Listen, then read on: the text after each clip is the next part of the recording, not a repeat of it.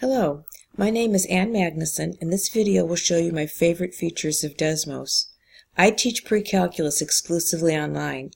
We've recently redesigned our pre-calculus algebra class to introduce functions and concepts graphically in the first unit, and then we spiral back in the subsequent units, referring students back to the graphical when we teach functions from a symbolic perspective. One of my favorite features of Desmos is how easy it is to use it to spiral back to an interactive graphical explanation no matter where I am in the class. For example, here is a lesson from Unit 2 on rational functions. As you can see, I use Desmos in our online lessons to easily refer back to previous interactive Desmos activities from the graphical unit. I also use Desmos as a presentation tool to introduce the new lessons as well. This example is not interactive, but I found Desmos to be a lot easier to use and more accessible for math than PowerPoint and much easier to modify.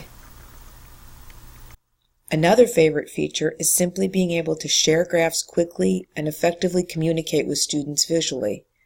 Not only do I refer to graphs in the weekly lessons, but I also often need to whip up a graph to explain a problem or answer a question on our weekly class discussion boards.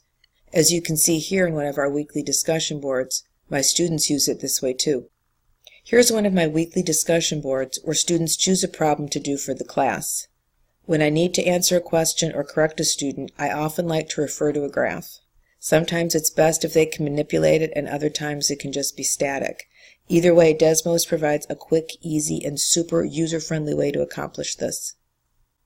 For example, this student chose a WebAssign problem to do for the class.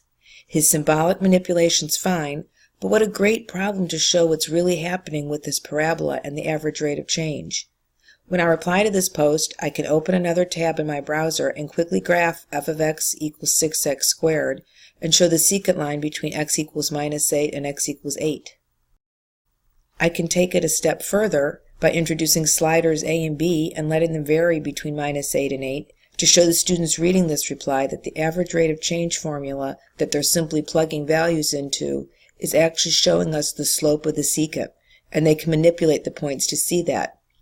This simple little graph makes this lesson so much more meaningful than simply plugging numbers into a formula. Additionally, this problem shows the symmetry of the parabola and the horizontal line segment between symmetric points. This was another topic we discussed in this unit. Look how well that point is made with this problem too.